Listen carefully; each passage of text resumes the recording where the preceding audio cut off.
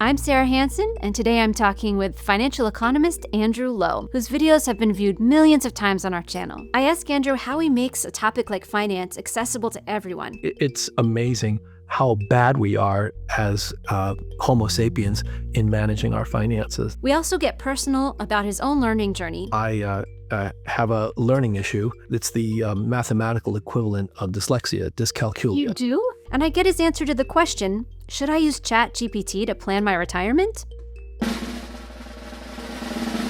All this and more on Chalk Radio. Andrew, thank you so much for being with us today. Pleasure. Thank you for having me. For a long time, I've thought that if I don't have an advanced degree in mathematics, that I probably don't have a place in finance and probably shouldn't be thinking about it much. But I'm wondering if you might prompt me to think differently. Well, not surprisingly, I have a very different perspective as a financial economist. Someone once said that to a person that has a hammer, everything looks like a nail, and I'm guilty as charged. I learned early on in life that virtually everything at some point or another ends up being about money, particularly with regard to any kind of innovative pursuits for entrepreneurship or career-wise. At some point or another, you're going to have to deal with money, and then you need to speak the language of finance. Yeah. So that's what really motivated me to learn how to speak that and then ultimately be able to develop new words and sentences in that language. Yeah, it is a new language. And it seems like it's something that everybody can learn, no matter where they're starting from. Absolutely. You've contributed to OpenCourseWare. Your videos have been watched millions of times. And you seem really good at making finance accessible to people, no matter where they're starting from. I'm wondering what it is that you do that allows that to happen. Have you done any reflecting on that over the years? Well, first of all, it's a great honor to be part of OpenCourseWare, and the fact that it does reach people all around the world, regardless of cost or access, is really wonderful. And the reason that I was so pleased and honored to participate in that is because I really feel like everybody should have access to this knowledge at different levels, of course, but we all need to know a little bit of finance. And I think that early on, I was really drawn to this field because of how impenetrable it was, and at the same time, how important it is. Growing up, I just remember always hearing my mother talk about finances and some of the challenges that we were facing. And I think that really made me hyper aware of the fact that it's really a necessary part of life. Sometimes, unfortunately, too much a part of life. And if we don't understand it, it's very easy to end up being taken advantage of or not being well prepared for the kind of things that finance helps you deal with. Yeah, I think about this a lot. When I go to the grocery store and see cereals for over $6 and eggs sometimes up to $8.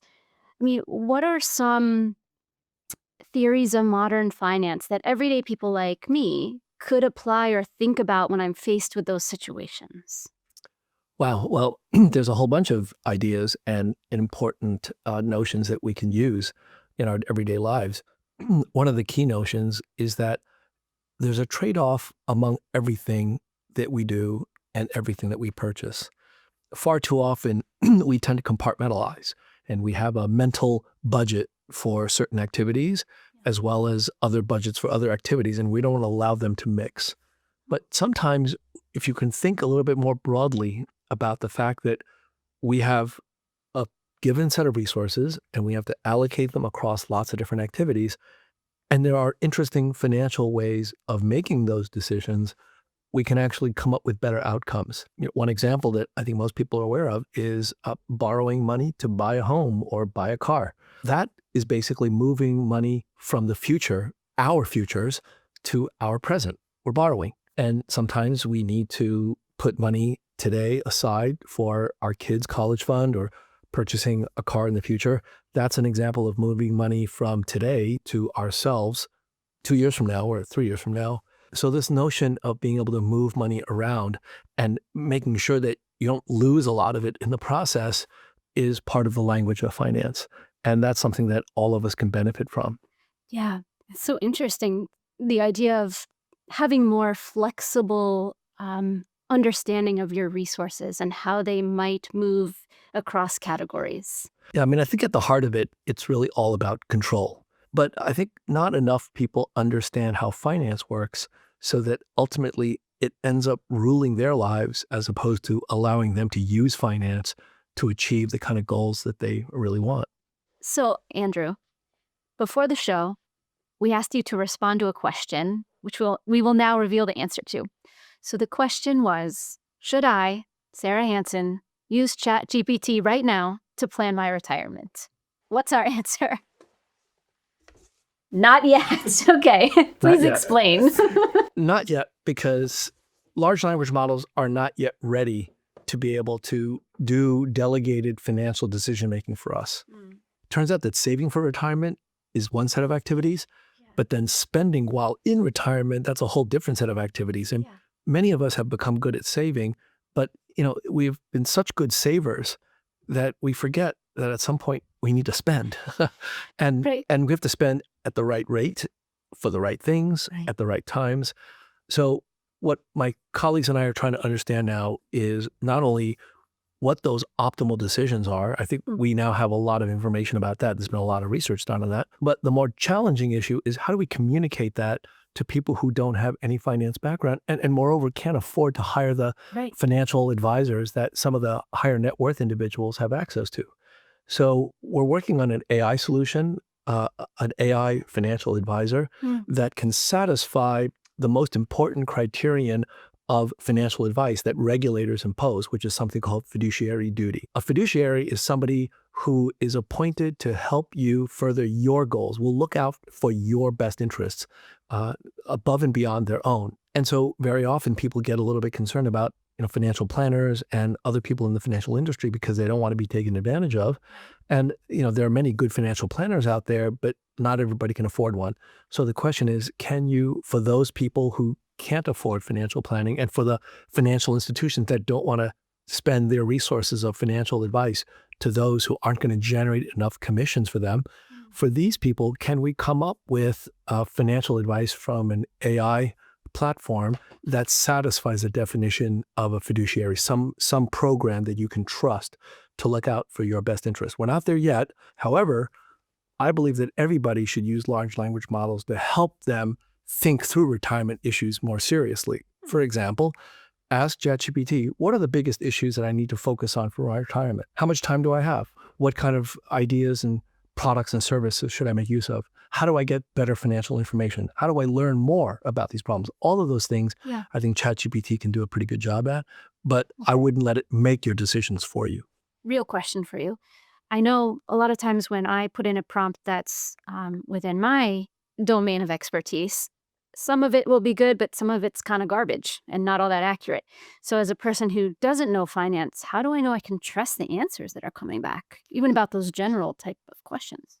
Well, so that's really why you need to have additional time and effort employed in thinking through these issues, not just by yourself, but with friends and family. Yeah. So we need human support for thinking about how large language models can work either well or in some cases not so well. And in any case, if you are planning for your retirement, at some point or another, you're going to have to engage with people from the financial institutions. Yeah.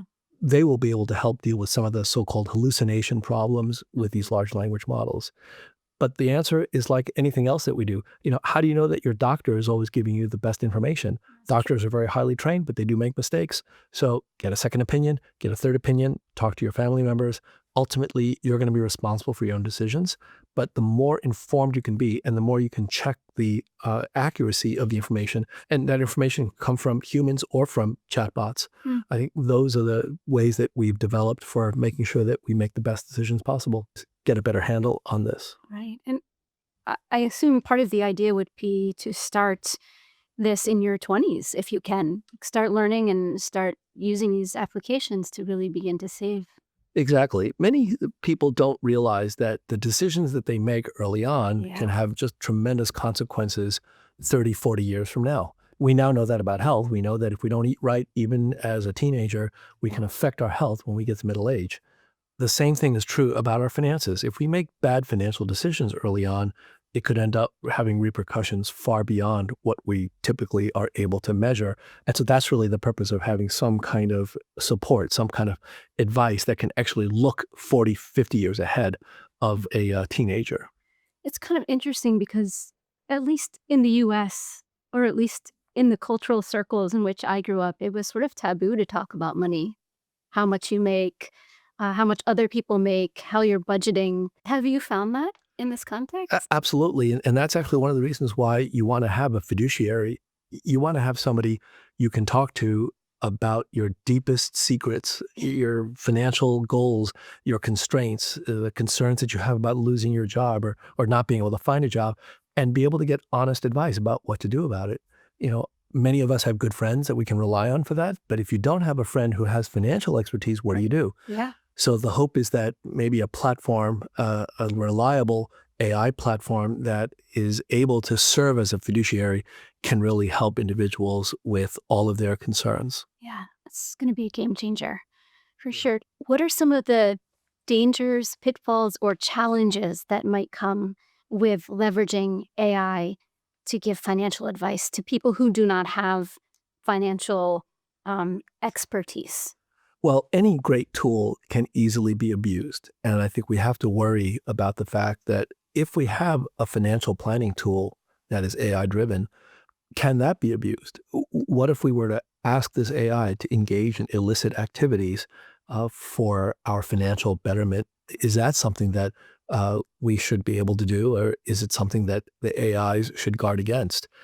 You get into all sorts of tricky ethical questions about how these tools are used.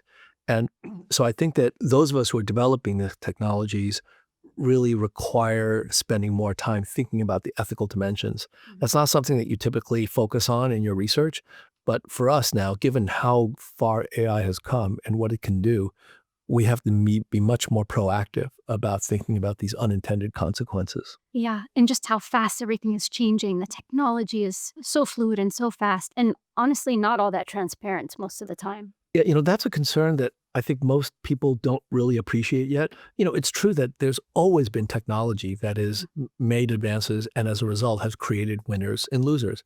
Yeah. When the horse-drawn buggy gave way to railroads and then eventually to automobiles, people lost their jobs and people had to be retrained. Right. But there is a big difference between that technology and the current set of technologies. And it's exactly what you said. It's about speed. Hmm. The fact is that right now, AI is moving at such breakneck pace Yeah. that within a very short period of time, we can actually have large parts of our population unemployed. And the hope of retraining them in time for them to make a difference for their lives can be very challenging given how quickly things are moving. So I think that's the one concern that the AI researchers are thinking about. We don't have any good answers yet. And one of the answers that's been proposed, which is to slow down the rate of progress, Right. that's almost never possible. Even if you want to do it, even if you have legislation, there'll be people that will refuse to abide by that because legislation is not going to stop that kind of innovation. It's not going to stop people from having ideas and wanting to implement them. Yeah. The idea of people being put out of work with the advancement of these technologies is hugely concerning. And I know one that you're concerned about because it seems like in everything you do, it all comes back to people and the impact on people. I'm wondering where that drive comes from. Where did your interest in leveraging finance to positively impact people's lives come from? Because it didn't have to. There's a lot you can do with money and not worry about positively impacting people. So tell us a little bit about that. Well, yeah, I have to say that that was really not something that I had planned. Much of my early career was focused on applying mathematical and statistical models to investment problems, Yeah. developing trading strategies, risk management policies, various kinds of systemic risk measures. It was really all geared around the amazing impact that this technology could have on the field itself, on finance, making finance better. And in some of the things that I did in practice on the commercial side, started up my own asset management company and ultimately implemented some of these strategies for various kinds of hedge funds and investors. And at some point, I mean, it was very satisfying, but at some point, I started to wonder whether or not, this was it. This is, Yeah. what I was meant to do. And around that time, it was about 20 years ago, a number of friends and family all developed cancer at the same time. Within 7 years, six people close to me all died, including my mother. I really never dealt with death up close and personal before that. And so it was a big wake-up call. And through that process, realized that uh, finance plays a pretty big role in cancer drug development. Yeah. I was pretty naive at the time. I just thought that if there was a patient in need and there was some great technology that could help that patient, that somehow magically money would just come sprinkling down and Yeah. develop the drug. But when I looked into it and talked to my colleagues here in Cambridge, it became very obvious to me that that was not the case, that there were many examples of good drugs that could help lots of patients that will never, ever see it to market Mm. because there was not enough financing to bring that to the patients. So that's when I started thinking about how finance could play a role in that. And it was actually totally selfish. I wanted to figure out how to help my friends and family and how to get better drugs to them. But in doing so, it just made me realize the power of finance and the responsibility that we have, uh, given that we understand the kind of things that other people don't about how to finance certain kinds of projects, about how to bring money to a particular area and really make it go faster. Um, that we also have a responsibility to take some of these ideas and implement them for those really high impact, high societal impact kinds of pursuits.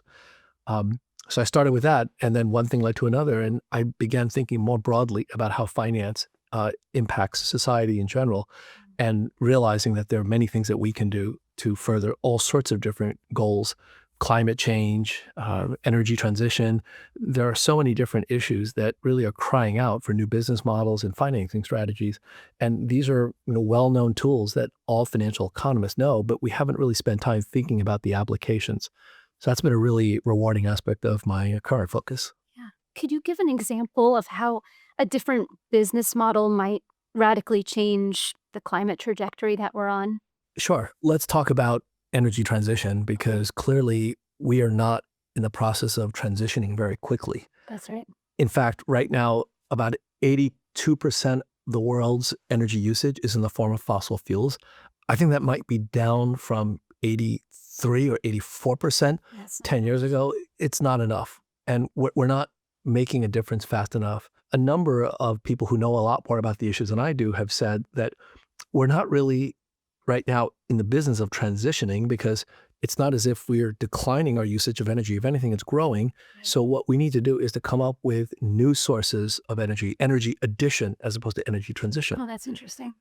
And so what do you do with that? Where do you go? And there are three totally green sources of energy that my colleagues tell me right now that are not in the renewable space. Obviously, solar, wind, hydro is important, but they're not always there when we need it. We need to develop better battery technologies, and that's all happening. That's good. But again, not enough.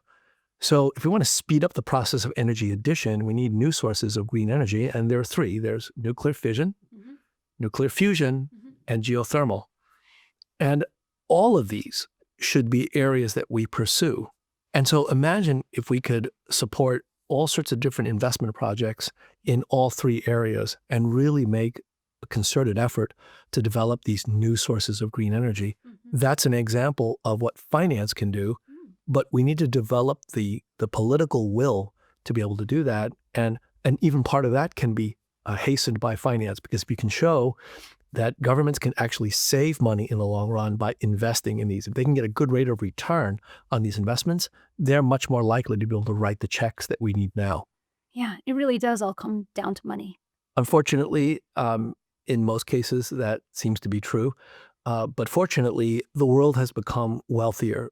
Hmm. And largely that's happened because of industrialization and the innovations in technology that we have pioneered. Yeah. Uh, but the wealth is not equally spread. Yeah. There's definitely winners and losers. And I would argue that the wealth is not necessarily being allocated in the most efficient way. If we were to change some of that allocation, we could actually get better outcomes for everybody. Nobody has to lose. So it all sounds so logical when you explain it, but then you introduce humans. Talk to me about humans.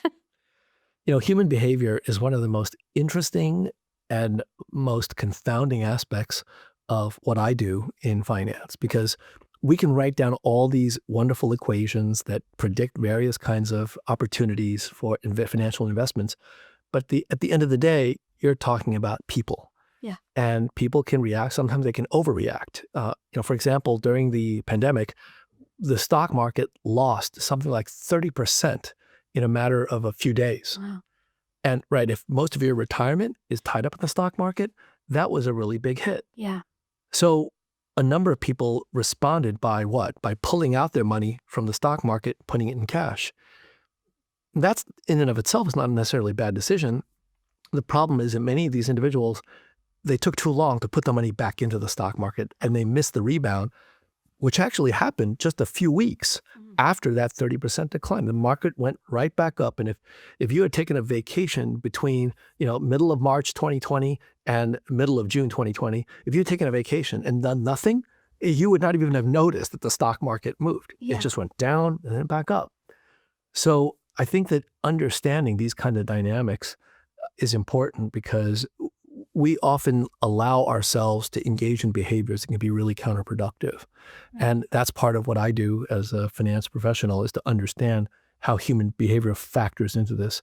And it's amazing how bad we are as Homo sapiens in managing our finances. And that's one of the reasons why I do what I do. I'm really excited about it. Yeah. You have a hypothesis. What is it called? So my hypothesis is the adaptive markets hypothesis. And it was developed in contrast to one of the most popular theories in my field called the efficient markets hypothesis. Okay. That's a theory that says that markets always and everywhere reflect all available information. And that means that the prices that you see are generally correct. And it turns out that the efficient markets hypothesis is not wrong. It actually works most of the time. But it's not complete. It doesn't work all the time. And for the times when it doesn't work, where human behavior overwhelms the kind of rationality that you typically see in the markets, that's where you need to understand how the mechanics of human behavior interacts with the beautiful logic of financial markets. That's the adaptive markets hypothesis. Yeah. So as a fellow human, what can I do to counteract my own irrational tendencies? Well, the first step is to recognize that this is an issue. So if you recognize that we all have this problem, that's the first step in recovery, in trying to understand how to deal with it. The second step is to do scenario analyses in our brain. One of the most magnificent gifts of human evolution is the ability to engage in abstract thought, in hypotheticals. Yeah. We can hold in our mind all sorts of what ifs.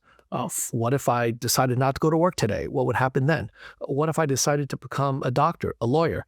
What if I decided to save money so that my kids can go to college? Those kinds of what ifs we can often work out in reasonable detail in our heads and then pick the what if that is the most attractive. So right now, if we're not in the middle of a financial crisis, we can do the what if and say, what if it turns out the stock market crashes by 20%? Okay. Given my age, given the likelihood that it's going to come back, because based on the last 100 years of history, when the markets go down, eventually they go back up. It takes a while, but we can actually see when things are recovering. What if I decided not to sell out everything? What if I decided to wait and see how things go? What if I were to wait 2 years, 3 years, 5 years? Can I afford to wait? By doing those kinds of what if analyses, we can go a long way towards preparing for these kinds of events. Okay. And this is where financial planners are really helpful. Yeah. They have a lot more sophisticated what ifs than you and I might be able to come up on our own. And there, I think we can get AI to play a role because AI now with large language models are remarkably good at coming up with all sorts of interesting what ifs. And so to be forearmed is to be forewarned is to be forearmed. We have a lot of YouTube comments pointing out that you tend to make finance very accessible through your lectures. And I'm wondering if you could articulate what it is you think you do that opens the door for students in your classes and around the world when they watch your OpenCourseWare videos. Well, first of all, thank you for that observation. I'm really humbled and grateful for that. If that's true, it's because I often develop my lectures with an eye towards being a student myself. I was a high school student in New York City at the Bronx High School of Science, a school that specializes in STEM, and wonderful education that money didn't need to buy because it's a public school. And I learned more from my classmates in Bronx Science than I think I did from any other time in my educational career. It's a phenomenal school. But one of the things that I learned from wrong science that wasn't quite right, and this is my own fault, I identified intelligence with STEM. Yeah. So if you were smart at Bronx Science, that meant you were good at science and math. I mean, we had history, English, social studies, all of those other fields, but those weren't the real focus of the kids that went there. You went there because you wanted to study science, math, and engineering. And it wasn't until I got to college that I was completely disabused of that notion. And it happened because I met somebody who was completely innumerate. I mean, he wasn't even able to take the introductory math class in college and needed my help to get through it. And so I would tutor him every once in a while. And, he would eventually learn, but it took him a while and it was never easy. He really sweated it out. And ultimately, I think, passed with a C or something. And yet, May or may not have been that person, but go. well, the thing about that person is that he was one of the smartest people I ever met in college. And I didn't expect that. And let me explain what I mean by that. We'd be sitting at dinner, and no matter what the topic of conversation was, politics, religion, music, anything that you would talk about other than mathematics, he was just incredibly well-informed, articulate, and extraordinarily analytical. So that really threw me for a loop because, again, analytical, math, but not in his brain. So he ultimately went to law school, became a very, very well-respected attorney, and he could argue anybody into the ground because he had a mind sharp as a razor blade. Yeah. How is it possible that somebody could be so smart and yet innumerate? That was a big wake-up call for me, and it pointed out the fact that there are different kinds of intelligence. So up until recently, when we think about artificial intelligence and computation, it's all computational, quantitative. Right. For the very first time, and this is why I think large language models are such a breakthrough, we are now confronted with a very different kind of artificial intelligence. This is intelligence that is like my friend in college. It becomes analytical, but in a way that uses language, not numbers and equations. And so I think that large language models is a different type of AI than what we're used to. That's what makes it so powerful.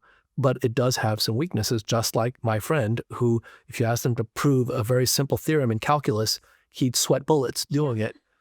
But he was incredibly intelligent in other ways. And so I think that opens up all sorts of new insights for me in terms of my own students, myself, and how we think about intelligence, and sometimes how limited we are in thinking about intelligence. We measure intelligence with tests, reading comprehension, vocabulary, and mathematical problems. But I wonder if there's many forms of intelligence that we're not capturing with those tests, and there are whole swaths of society that we have somehow neglected and underappreciated because they have an intelligence that we don't know about, we can't measure, but we really could benefit from.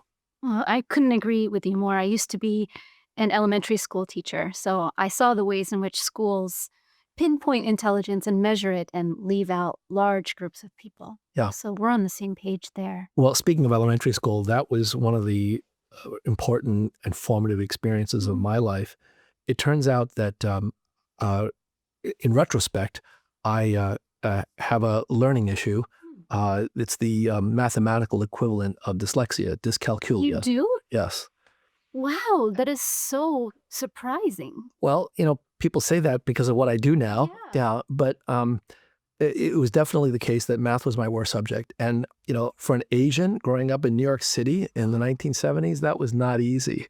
Wow. So it wasn't until I went to the third grade that I finally found a teacher that recognized something in me, Mrs. Barbara Ficalora, third grade, PS 13 in Queens. And she knew that I was struggling with math. Yeah. But yet she also saw that I was really curious. I would always enjoy going to the library once a week. I would take out a stack of science books and read them and be really interested in that. And so she tried to boost my confidence by making me the class scientist. Okay. Now, I didn't know that that position existed. I certainly didn't apply for it. But what it meant was that I got to demonstrate one of these science experiments that I was concocting at the back of the room every free period I could get, and just talk to the whole class about, how to make a battery out of lemons Yeah. and magnets. And I think it was that experience that allowed me to get through my elementary years, despite the fact that other teachers that I had who were not so supportive um, were pretty discouraging, and to me and to my mother. Back then, there was no diagnosis of ADHD or dyscalculia. Right. Um, so, I basically soldiered on until I went to high school at that Bronx High School of Science I mentioned. Right. That was in the 1970s when New York City was undergoing this radical experiment called the New Math. Uh-huh. I don't know if you've heard about that, but it was a widely renowned failure because it was replacing the basic concepts of algebra, geometry, and trigonometry with all these mathematical concepts of groups, rings, fields, isomorphisms, and other transformations. And while mathematically it was more rigorous and intellectually more pleasing, most of the New York City school teachers were not prepared to teach in this way. And so for most schools, it was really a failure. But for me, it was night and day. I came from being a C student in math to an A student overnight. Because it was more analytical and less focused on individual numbers. No numbers. I to this day, I have a hard time memorizing numbers. I never memorized the multiplication tables. I still have trouble with 6 times 7. I have to actually do the calculation in my head, and it takes me a little bit longer than most people. Yeah. But when you replace numbers with equations, that was like a huge relief. It's like, wearing shoes that are 2 sizes too small, and then you take them off and you put on shoes that are just exactly the right size. It felt wonderful. And because I struggled as a student with my own learning issues, I could tell the difference between good teaching and bad teaching. And of course, for a while, I blamed it on myself. But then once I learned a bit more about my own learning issues, I began to understand what certain things would allow me to see a concept versus other things that would confuse me. Now, when I write my lectures, I often have to step into the student's role and ask myself, if I didn't know anything about this, what would be the fastest way to get me to have some kind of a grasp of what it is that I'm trying to teach? And again, looking at it from my own lens. The other part is that I've had the great gift of having a number of really incredible teachers. When I was a high school student, my calculus teacher, Mrs. Henrietta Mason, was amazing. When I was a college student, Saul Levmore, Sharon Oster, Herb Scarf, amazing. As a graduate student, Andy Abel, Jerry Hausman. I remember all of these teachers' names. It's because they just made a huge impact on me. They changed my life.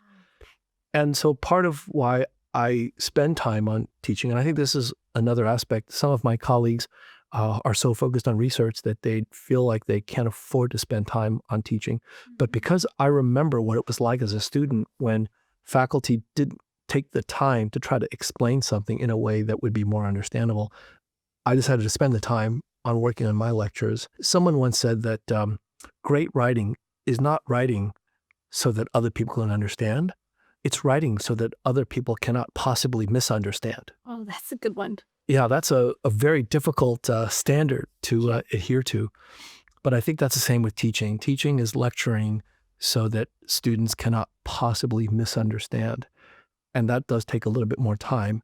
But, when you are able to land a concept with an audience, there is no better feeling from my perspective. It is like, I don't know, gymnasts, hitting a perfect landing, ice skaters being able to do a triple axel without falling.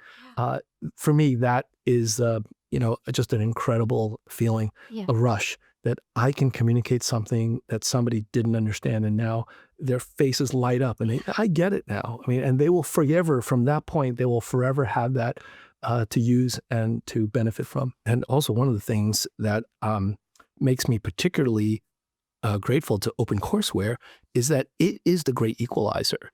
There are so many people that can't learn on a schedule and that have all sorts of issues that don't allow them to excel in a classroom with 30 other kids. And yet they're perfectly intelligent, in some cases super intelligent, but they have these challenges. OpenCourseWare gives them a platform at least to be able to learn at their own pace, to be able to stop the video, to think about it, to start it up again when they're ready. And there's nobody looking over their shoulder seeing how well they're doing relative to their competitors. It changes the learning field. And I think gives opportunities that want to be able. So I can't tell you how honored I am to be part of this and to be part of the institution that came up with this platform and basically gave knowledge away to the rest of the world. You brought something with you today. I did. So, when I was asked to come on this program, you asked me to bring a meaningful memento, something small that I can carry. Yeah. And I have to tell you, that was a terrible assignment. It just took me a long time because, what should I bring? Little art objects that my kids made, they're very dear to me. My high school diploma. But I decided to bring the most important reason for where I am today. And this is a picture of my mother. Oh, that's So lovely. I mentioned that, we grew up in New York City. We were a single parent household. She worked one job with overtime, to be able to raise 3 kids by herself. I was the youngest of 3, and instilled in me and my brother and sister a love of learning and the importance of hard work and focusing on the longer game as opposed to short-term issues. Yeah. Which was ironic because most of her young life as a mother was focused on trying to make ends meet. I would remember conversations about finance pretty much every single month, and it was tough because we did not grow up with a lot, and she was divorced, and that was a time when it was very difficult to survive as a single woman with 3 kids. Yeah. But she did an amazing job, and so I owe her a lot. So if she was here with us now, what would she say to me about balancing the meet ends meet with the long game? Yeah, well, I don't know that her advice would be something that anybody would or could do because she sacrificed Mm. her career for us. She was a lawyer by training, left China when the Communist Revolution took place, then married someone who was not ideal, an abusive husband. Took a long time for her to see that and get divorced as she did. It was a very messy divorce. And because he was a foreign national and ended up being a diplomat, he was also, the best thing about that marriage was that he was an absentee father because he was abusive when he was around. And so she dedicated her life to her kids and, held a menial secretarial position despite the fact that she was educated in law from China. And ultimately, I think, really put the 3 of us through school so that we could have the careers that we do now. I don't know that that's the right advice in general for women that are in that position because I think there has to be more of a balance. But for her, it was just really important for her kids to reach the career goals that she set out for us. What's her name? Julia Yao Lo. That's lovely. Thank you. Thank you for being here. I really enjoyed getting to know you, and you've completely changed my perspective on what's possible in terms of my relationship to mathematics and to finance. Good. I am honored to have played that role. Thank you.